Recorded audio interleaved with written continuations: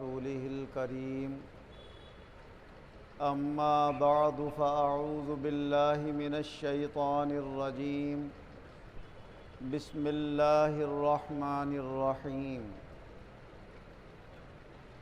السارق والسارقة فاقطعوا أيديهما جزاء بما كسبا نكالا من الله واللہ عزیز حکیم۔ اللہ تبارک و تعالی اپنے کلام عظیم میں ارشاد فرما رہا ہے کہ چوری کرنے والا مرد ہو یا چوری کرنے والی عورت ہو، ان دونوں کے ہاتھ کاٹو۔ یہ جو کچھ انہوں نے حرکت کی ہے یہ اس کا بدلہ ہے، اور اللہ تعالیٰ سب کے اوپر غالب ہے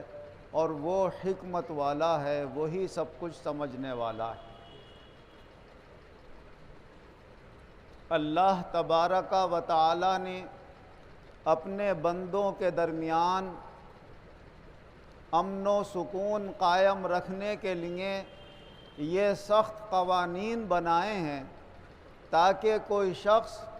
ان قوانین کو جب پیش نظر رکھے تو کسی کے اوپر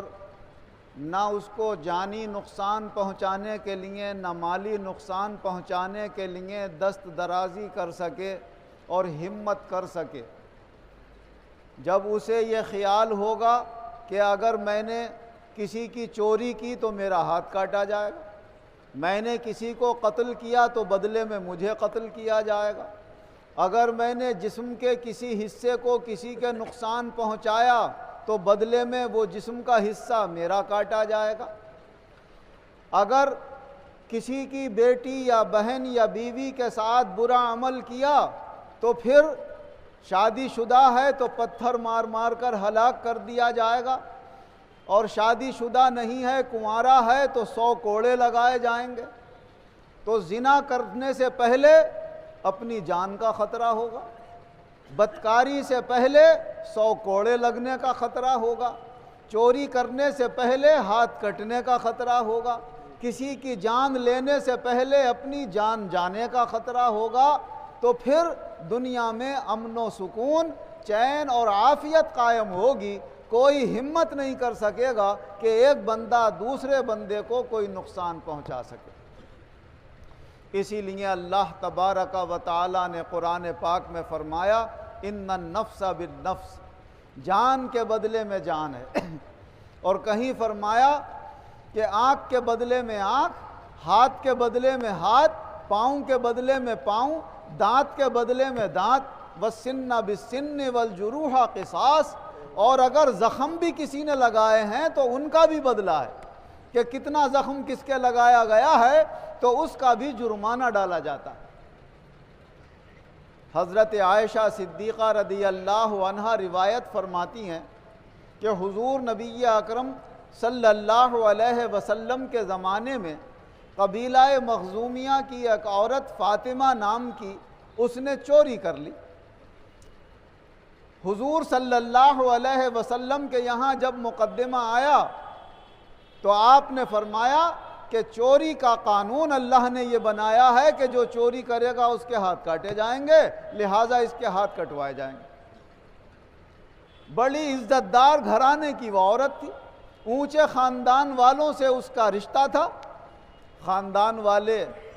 اپنی عزت و شرافت دیکھ کر پریشان ہوئے کہ جب ہمارے خاندان کی ایک عورت کا چوری میں ہاتھ کاٹا جائے گا تو ہمیشہ کے لیے یہ بے عزتی کا داغ ہمارے سر کے اوپر آ جائے گا اور ہماری عزت خراب ہو جائے گی۔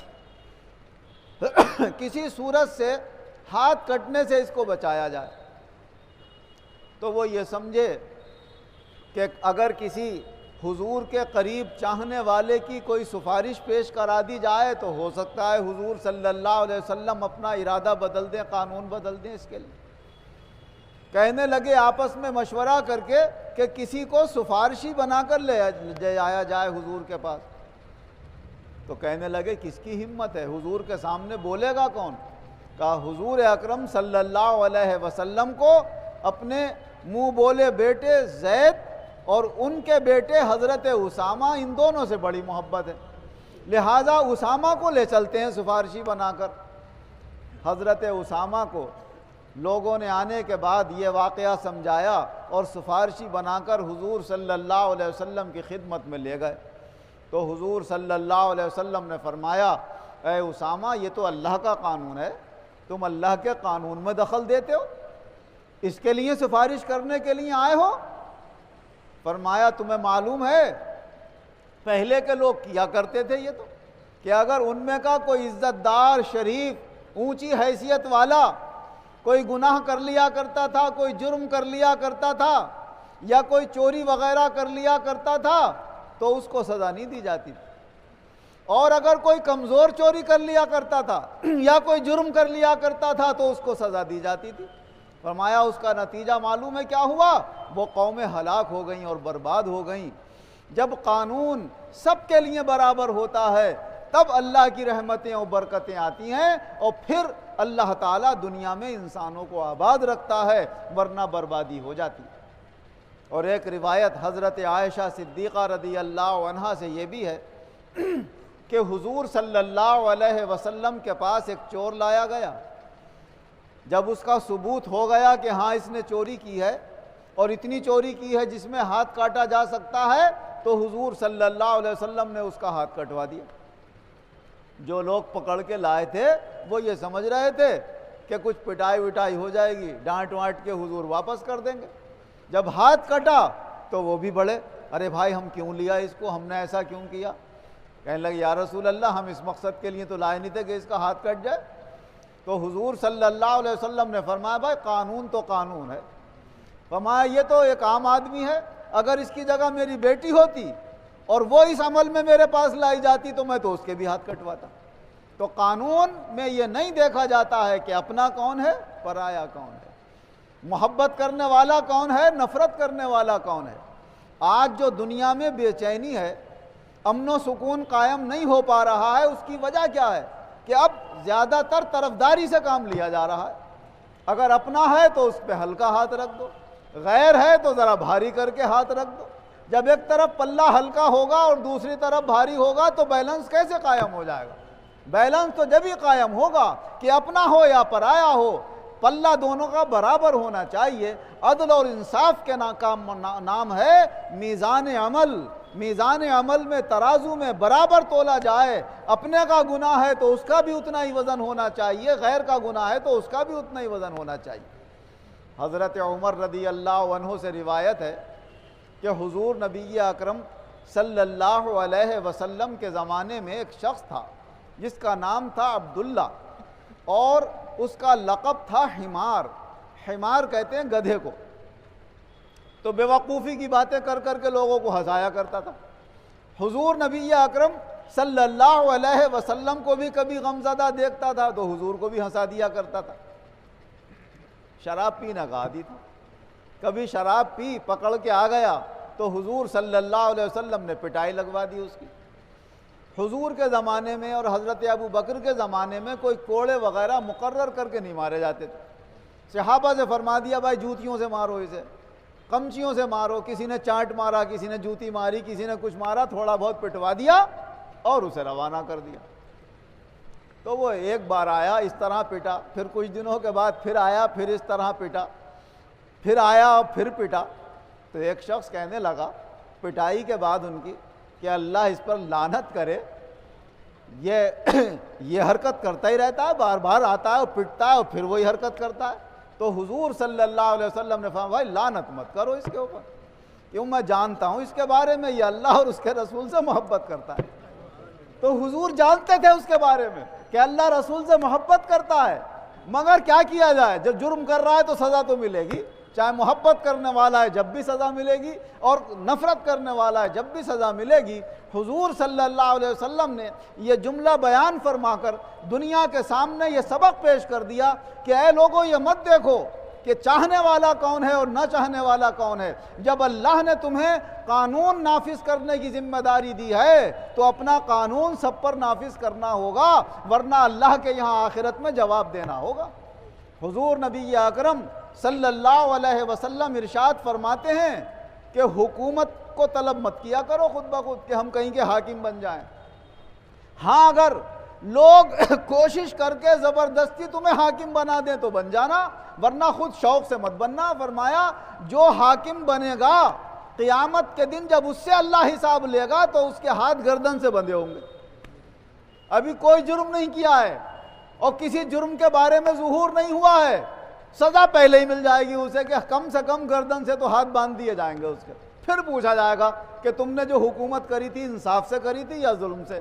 جب یہ فیصلہ ہو جائے گا کہ بھائی انہوں نے حکومت انصاف کے ساتھ کری تھی، ہاتھ کھول دو ان کے، تو ہاتھ کھول دیے جائیں گے، اور اگر ظلم کے ساتھ کی ہوگی تو ہاتھ بندھے بندھے پھر اللہ دوزخ میں ڈالے، پٹائی لگوائے، جو کچھ کرے تو نتیجہ اس کا اچھا نہیں ہے۔ آج لوگ بڑے شوق سے محنتیں کر کر کے، پیسے خرچ کر کر کے، لڑائیاں اور جھگڑے پیدا کر کے، قتل و قتال اور غارت گریاں کر کے، فتنے اور فساد برپا کر کے چاہتے ہیں کسی صورت سے حکومت مل جائے ہمیں۔ آج تو بڑا شوق ہے حکومتیں حاصل کرنے کا، لیکن اس کا نتیجہ بھی ایک دن بھگتنا پڑے گا۔ اگر اچھی نیت کے ساتھ کام کیا ہے تو اللہ قبول بھی فرمائے گا، اعلیٰ درجات بھی عطا فرمائے گا، اور اگر غلط نیت کے ساتھ حکومتیں قائم کی ہیں، ظلم اور فتنے اور فسادات برپا کیے ہیں، تو قیامت دور نہیں ہے۔ قیامت وہ تو جب آئے گی جب آسمان ٹوٹیں گے، زمین پھٹے گی، زلزلے آ جائیں گے، پہاڑ روئی کے گالوں کی طرح اڑتے پھریں گے، وہ تو قیامت جس کی آئے گی سب کی آ جائے گی۔ مگر حضور صلی اللہ علیہ وسلم نے فرمایا من مات فقد قامت قیامتہ، جو مر گیا اس کی قیامت تو شروع ہو گئی۔ اب اس کی قیامت تو اس پر قائم ہے، قبر سے شروع ہو گئے اس کے سوال جواب اور حساب و کتاب۔ اب چاہے وہ ثواب میں ہو چاہے عذاب میں ہو، وہاں سے اس کی قیامت کا سلسلہ شروع ہو گیا، اور مرے نہ مرے آدمی بوڑھا ہو کر تو مرے گا ہی، لہٰذا جیسے ہی روح نکلے گی بس فرشتے سوال جواب کرنا شروع کر دیں گے، اور پھر اس کے اعمال کے مطابق اس کے نتائج اس کے سامنے آنے لگیں گے۔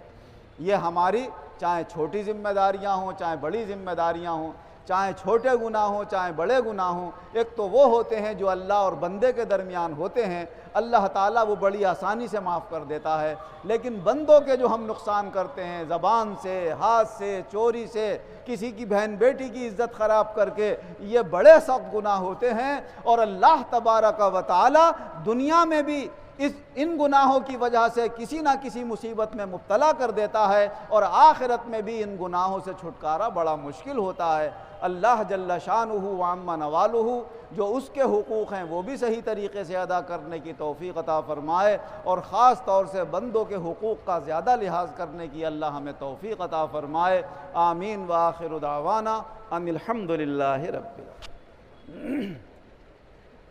الحمد للہ رب العالمین والعاقبۃ للمتقین والصلاة والسلام علی خیر خلقہ محمد وآلہ واصحابہ اجمعین۔ اے اللہ ہمارے گناہوں کو معاف فرما، آئندہ گناہوں سے بچنے کی توفیق عطا فرما، جو بیمار ہیں انہیں شفا عطا فرما، جو قرض دار ہیں انہیں قرضوں سے نجات عطا فرما، جو بے روزگار ہیں انہیں اچھے روزگار عطا فرما، جو برسر روزگار ہیں ان کے روزگاروں میں خیر و برکت اور ترقیاں عطا فرما، خاص طور سے ہم سب مسلمانوں کے ایمانوں میں اور قوت و روشنی پیدا فرما، اور زیادہ اعمال خیر کی توفیق عطا فرما، اخلاق حسنہ اور نیک نیتی خوب عطا فرما، دینی دنیاوی نعمتیں اپنے غیبی خزانوں سے خوب عطا فرما، اپنا بھی شکر گزار بنا، اپنے بندوں کا بھی شکر گزار بنا، ترقی کے بعد تنزل سے ہماری حفاظت فرما، دنیا اور آخرت دونوں جہان میں ایمان و عزت کے ساتھ ہم سب کو شاندار کامیابی عطا فرما۔ خاص طور سے مولا وبائی بیماریاں اور بخار وغیرہ، کسی کو ڈینگو ہے کسی کو ٹائیفائڈ وغیرہ ہے، دعاؤں کے لیے کہا ہے لوگوں نے، مولا سب کو ان بیماریوں سے شفائے کلی عطا فرما، اور جو ان سے بچے ہوئے ہیں مولا ان کی حفاظت فرما، اور ان تمام موذی امراض سے ہم سب کی حفاظت فرما۔ آمین بجاہ